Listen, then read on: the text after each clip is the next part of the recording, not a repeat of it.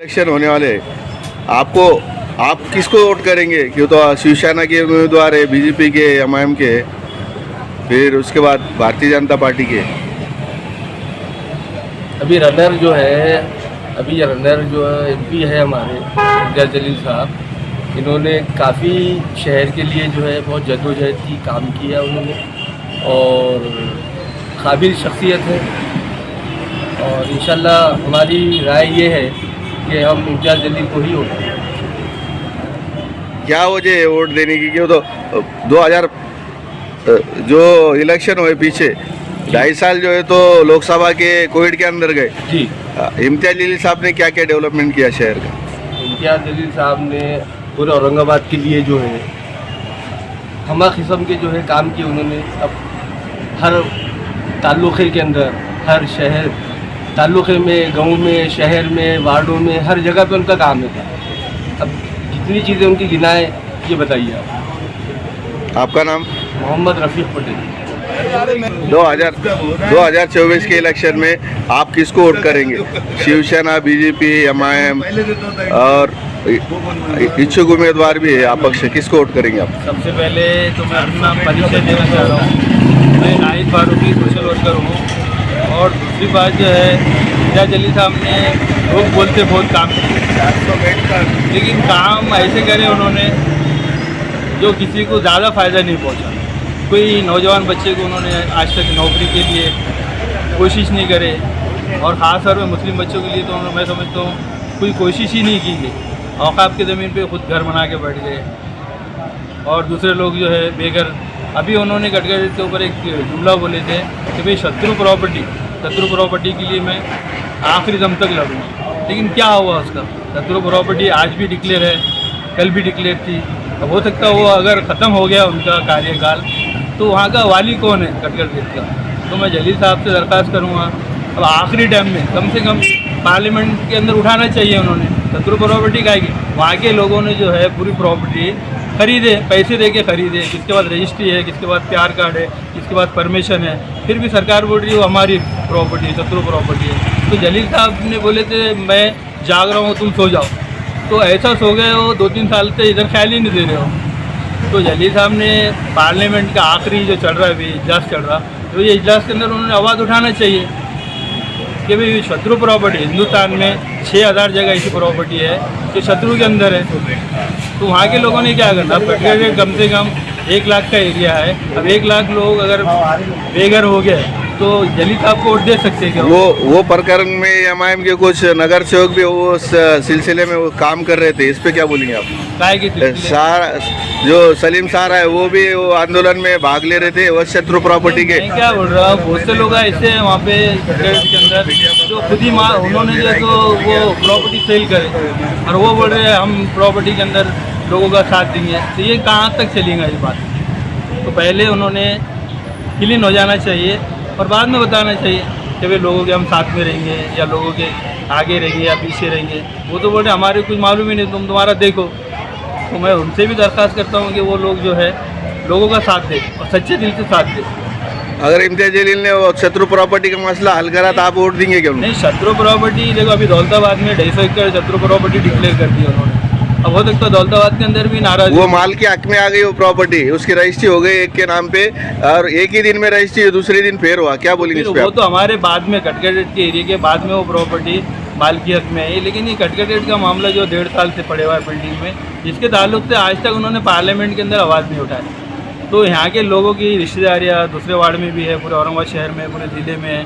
अगर ये लोग बेघर हो गए तो इसके लिए कौन जिम्मेदार रहेगा? जलील साहब ने तो बोले मैं जाग रहा हूँ आप सो जाओ। तो अब ये कब तक सोते रहेंगे? अब सोने का टाइम खत्म करो साहब। आप विकास के मुद्दे पे वोट करेंगे या दूसरे विषय पे वोट करेंगे? आप साहब 5 साल मीडिया के अंदर छाए हुए रहे, कुछ ना कुछ मसला उन्होंने, और ख़ास तौर पर औरंगाबाद नामांतर का जब मामला आया तो क्या हुआ? वो जो बैंक के लफड़े में फंसे हुए रहे और इधर नामांतर महाराष्ट्र सरकार ने कर दी।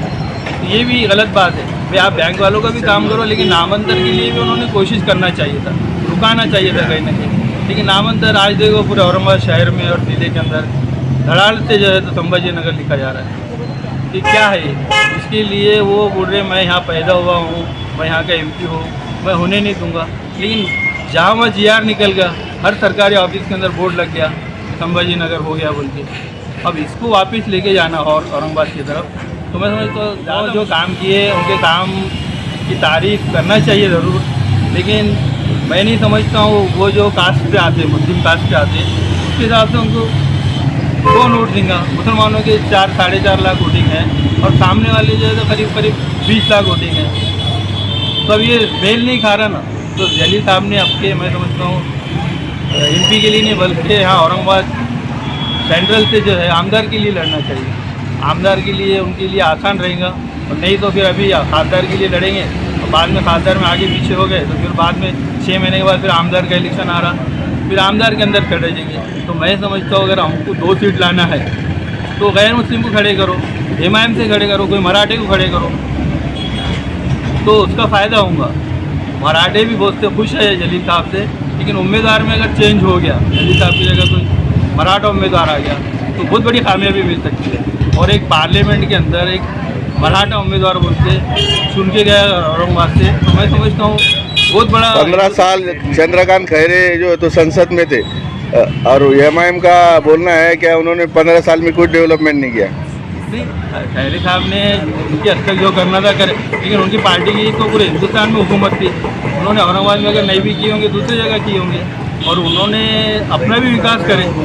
मुस्लिम बहुमूल्य इलाके से अफसर खान का भी नाम चर्चा में, क्या कहेंगे इस पर आप? नहीं, अफसर भी जो है वो अभी एक ज़माने में किसी शायर ने बोले हुआ और दूसरे दूसरों ने बोले हुए कि भाई अब पहले हमारा घर संभालना चाहिए हमारे। अगर हम जो वार्ड के नगर सेवक है तो वहाँ दोबारा कैसे आ सकते हैं हम, इसके ऊपर ख्याल देना चाहिए। और दूसरी बात जो बाजू के अगर 2 वार्ड है हमारे, उसमें भी हमारे उम्मीदवार को लाने की कोशिश करना चाहिए। अब ये एकदम छलांग जब लगेंगे खासदार के लिए, औरंगाबाद जिले के लिए, तो मैं समझता हूँ ये मुनासिब नहीं है। आपका नाम? मेरा नाम नाहिद फारूकी, मैं सोशल वर्कर हूँ। 2024 के इलेक्शन में आपका ये 5 उम्मीदवार जो है तो चंद्रकांत खैरे, इम्तियाज जलील और उसके बाद अंबादार दानवे, अफसर खान, भागवत करार, ये जो तो लोकसभा के लिए इलेक्शन लड़ने वाले हैं। तो आपको कौन सा उम्मीदवार अच्छा लगता है? क्यों तो औरंगाबाद जिले का डेवलपमेंट के हिसाब से महानगर पालिका हाथ में आता है, तो आप किसके पक्ष में वोट करेंगे? मुझे लगता है कि पूरे औरंगाबाद की जनता ने ये सोचना चाहिए कि 15-20 साल से जो विकास नहीं हुआ था, तो अभी जो हुआ 5 सालों के अंदर ये काफ़ी, और इसी को मद्देनज़र रखते हुए जनता से मैं अपील करूँगा कि जिनने काम किया, जो खासदार है, उसको मतदान करना चाहिए, भले ही वो कोई भी पक्ष का हो और कोई पार्टी का हो। ये नहीं देखते हुए अपने विकास के मुद्दों पे जो लोग विकास कर रहे हैं उनको मतदान करना चाहिए, वो नगर सेवक हो या खासदार। ये 5 सालों के अंदर लोकसभा के इलेक्शन में जो इम्तियाज जलील चुन के आए, तो 2.5 साल उनके कोविड के अंदर गया, ऐसा उनका मानना है MIM पक्ष का।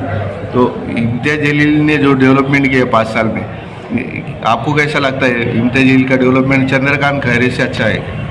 बहुत बेटर है, क्योंकि इम्तियाज जलील एक पढ़े लिखे इंसान है और उन्होंने जो काम करना चाहिए था, भले ही वो सत्ता में नहीं है, लेकिन बाहर रहते हुए भी उन्होंने बहुत अच्छा काम किया। और मैं जनता से यही अपील करूँगा कि उन्होंने इम्तियाज जलील को ही मतदान करना चाहिए, भले वो कोई पक्ष से हो, लेकिन इम्तियाज जलील बेटर है इस औरंगाबाद शहर के लिए। मुस्लिम बहुमूल्य इलाके से 2 चेहरे का नाम चर्चा में, अफसर खान और इम्तियाज जलील, आपको क्या लगता है? अफसर खान भी पक्ष में जो है तो बहुत सारे नौजवान जो किराड़पुरा का प्रकरण है, पड़ेगांव का प्रकरण है, या 800 में नौजवान को उन्होंने जो है तो रिहाई के लिए कोशिश की है, ऐसा MIM ने भी कोशिश की है।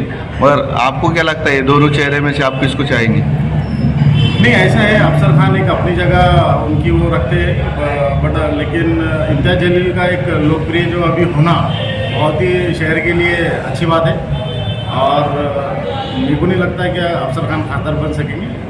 बट ऐसा है कि इम्तियाज जलील को उन्होंने सपोर्ट करना चाहिए, क्योंकि इम्तियाज जलील ही एक पर्याय ऐसा है आने वाले लोकसभा के लिए कि वो यहाँ की सीट निकल सकती है, और अगले 5 साल हम विकास देखना चाहते हैं। आपका नाम?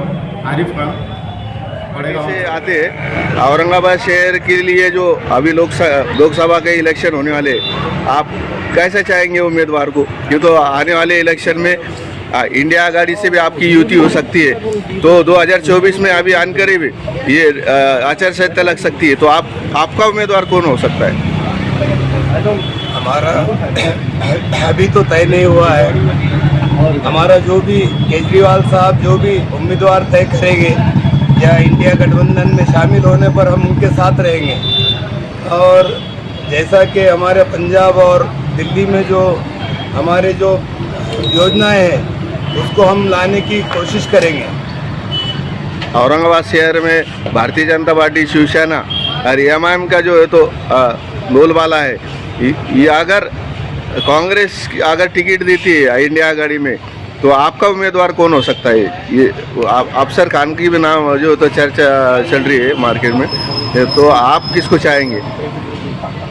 मैं चाहूँगा कि इंडिया आघाड़ी में जो है तो इम्तियाज़ जलील को टिकट देना चाहिए, क्योंकि वो प्रबल दावेदार है, इंडिया आघाड़ी के लिए चुन के भी आ सकते हो। केजरीवाल साहब अगर युति करते हैं इंडिया आघाड़ी में, तो किसको उम्मीदवारी मिलना चाहिए तुम्हारी तरफ से? केजरीवाल अगर नेतृत्व करते हैं तो हमारे पास कई हमारे पास नेतृत्व रहे वक्त पे केजरीवाल जो कहेंगे उनको उम्मीदवारी दी जाएगी। आपका नाम? मेरा नाम नजीबुर रहमान शेख। 2024 के इलेक्शन लग रहे हैं अभी। 2024 में आपका जो तो लोकप्रिय उम्मीदवार कौन रहेगा? इसमें 5 उम्मीदवार है, इम्तियाज जलील, भागवत करार, अंबादास दानवे और जो है तो चंद्रकांत खैरे और अफसर खान का नाम भी चर्चा में। क्या कहेंगे आप? हमारा तो इम्तियाज जलील का है, डॉक्टर जकरिया के बाद वही एक खासदार ज़बरदस्त आ गए हमारे औरंगाबाद को। उन्होंने बहुत अच्छी की तरक्की कराया औरंगाबाद में, स्पोर्ट को ऐसे बढ़ावा दिए, उनके हम बहुत फेवर में हैं। अब के उनके लिए जम रहे हैं वोट रहेंगे। तो इम्तियाज जलील ने जो 2.5 साल डेवलपमेंट नहीं हुआ कोविड की वजह से, कोविड का वजह से उनके 2.5 साल उसमें चले गए, इस पर क्या कहेंगे आप? उन्होंने 2.5 साल में जो तो डेवलपमेंट करके बताया, तो क्या क्या डेवलपमेंट हुआ शहर के अंदर? बहुत अच्छी स्पोर्ट का लायक हज हाउस का ओपनिंग करने लगा है उन्होंने, हज हाउस का करने लगा है। बहुत से काम उन्होंने जो स्पोर्ट का, क्रिकेट विकेट फुटबॉल का हर इसमें शामिल रहे। दंगा ने उन दिए औरंगाबाद में, राम मंदिर में जाके बैठ गए, डट के मुकाबला करे उन्होंने नौजवानों का। बहुत उनके काम, शागन की मस्जिद के पास जो दुकाना जले थे तो उन्होंने पूरा बना के दिए उनको, पूरा इस पर उन्होंने क्या नहीं करे होंगे। बहुत अच्छा मुसलमान का पहला लीडर था जो इतना अच्छा आया हुआ था। पहली बार डॉक्टर जकरिया के बाद कोई काबिल आदमी था तो यही था बस। मुस्लिम बहुमूल्य इलाके से जो है तो जो डेवलपमेंट के हिसाब से इम्तियाज जलील को आप चाह रहे, मगर मुस्लिम बहुमूल्य इलाके में अफसर खान का नाम भी चर्चा में। क्या कहेंगे आप? अगर दोनों अगर खड़ रहे थे इम्तियाज जलील और अफसर खान, तो चुनकर कौन आ सकता है? मेरे को इम्तियाज जलील आ सकती है, इम्तियाज जलील के काबिल है। उनका वाल के अब तक अफसर खान भी अच्छे आदमी है, मगर उनका वो दूर नहीं रहने वाला है। ये जो इम्तियाज जलील का जो है वो काबिल तारीफ आदमी है, हर जगह पे कौम के वास्ते लड़ता है।